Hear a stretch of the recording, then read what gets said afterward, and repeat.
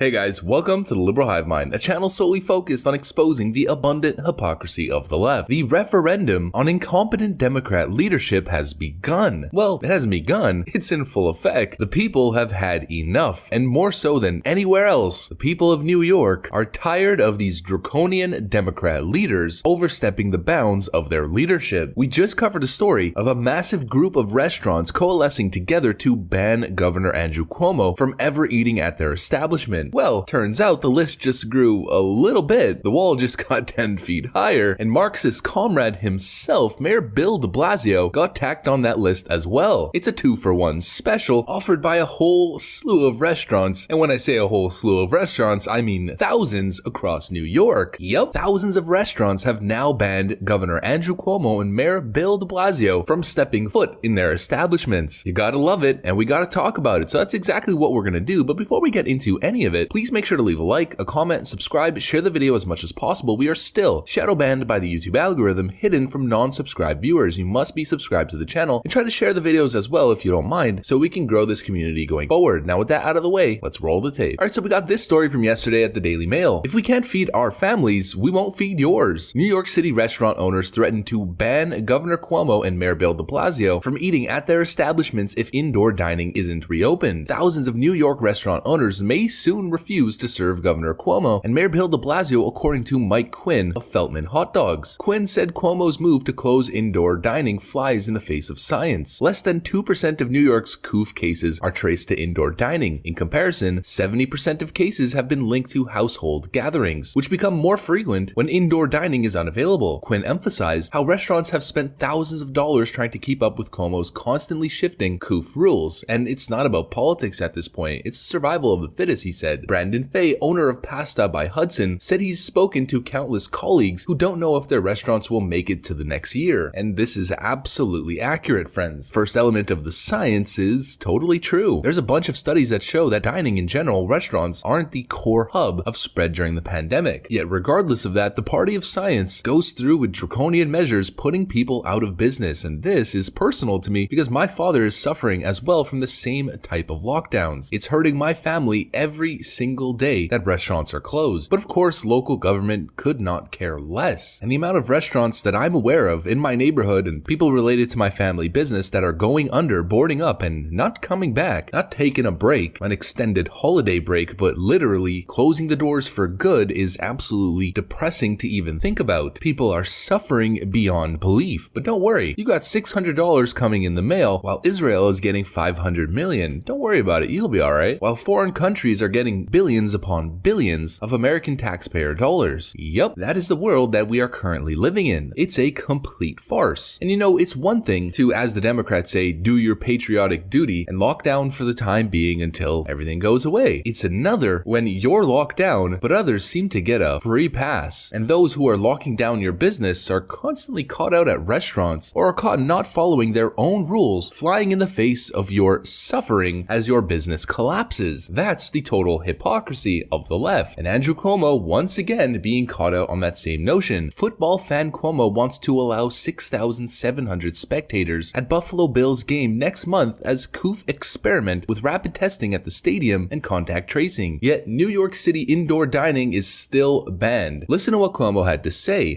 We're looking to test an hypothesis. The National Football League currently does games without testing. The Buffalo Bills are going to have a playoff game. Could we allow fans to the game with testing and then contact trace after the game? That's what the Department of Health has been working on. The Buffalo Bills proposed 6,700 fans. Department of Health is working on a model where you would test the fans before they go in.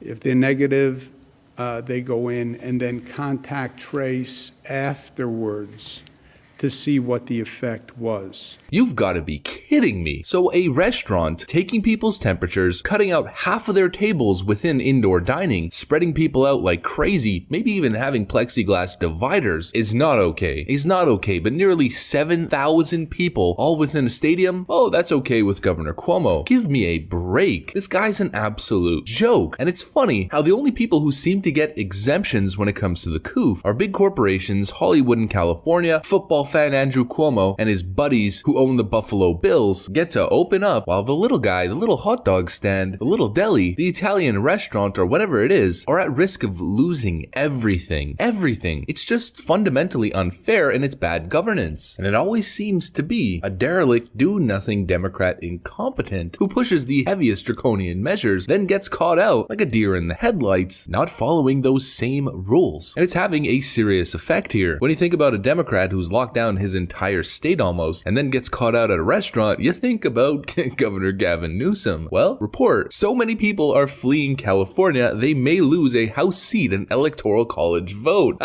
Yes, sir. That's exactly what I like to see. Now, hopefully, Texas can pick up an Electoral College vote and a House seat, but man, isn't it interesting how all of these places that are supposed to be liberal Democrat utopias are the exact states, with all of the problems, the exact states that people just don't want to live anymore and are leaving at record levels. No one wants to live in California anymore. It used to be the golden state and it's become the golden turd. And speaking of hypocrisy, we all know the story of Dr. Birx, who's been pushing lockdowns for however long, then gets caught out of state at a family holiday get-together. Well, Dr. Birx is set to retire after transition. Accused COOF hypocrite blames media dragging family after outed for out-of-state holiday get-together. Of course, it's not her fault, it's the media for going after her abundant, absolute hypocrisy. What was her excuse for visiting her family and, more importantly, her elderly parents? Allegedly, what she stated is that her parents were so lonely and socially deprived that they had stopped eating. Well, isn't that interesting? Those are the exact type of phenomenon that we've been warning about when it comes to these draconian lockdown measures. People are suffering in different ways. And of course, we know the cure cannot be worse than the issue at hand in the first place. But let's get off the whole COOF thing real quick, and let's just go into some more Democrat incompetence. Not sure if you guys have seen this story, but it's pretty huge. Breaking: a strange wife of Georgia Democratic Senate accused him of assault, tells police he's, quote, a great actor. And so Raphael Warnock, the man running for the Senate in the beautiful state of Georgia, is apparently a domestic abuser according to his wife. And his wife says specifically that he's a great actor and he's great at pretending like he's a good guy, but apparently not so much. And so once again, these massive character flaws, the idea of a, quote, toxic male, is of course more true on the Democrat side than it ever has been on the Republican. The only way that we can describe Democrats in the modern day of politics is with the Spider-Man meme. This is the only thing that does it justice. I've said it a million times, every single problem that the Democrats run on, they are the biggest perpetrators of those exact issues. And low information voters just keep voting them in. It's the biggest political racket in modern history. And last article for today, poll: majority of voters want Pelosi out of speakership. Now, surprisingly enough, the majority of Democrats still support Nancy Pelosi as House Speaker, which is one of the most ridiculous things I've ever said, and kind of goes in line with what I was just talking about. They still vote for these people, but according to a new Political/Morning Consult poll, it showed that most Democrats think that she should keep the gavel, but a majority of voters oppose Pelosi staying on as Speaker. Only 31% of all voters think Pelosi should be elected as Speaker when the new Congress begins, while 56% think she should not. I think it's time for some fresh ideas, some new blood, and of course, probably the most important thing, term limits. But that's what I got for you guys on this one. Hopefully you enjoyed it. If you did, please make sure to leave a like, a comment, subscribe, share the video as much as possible. We are still shadow banned by the YouTube algorithm, hidden from non-subscribed viewers. Now, I gotta get back to work because, of course, it's Christmas, so I probably shouldn't be working too much. I'll probably only make 2 videos today. I want to wish you guys a Merry Christmas, of course, all the best to your families. I want to wish you guys good luck in the new year. But that's it for me, so I'm signing out. Thanks for watching, and I'll see you on the next one.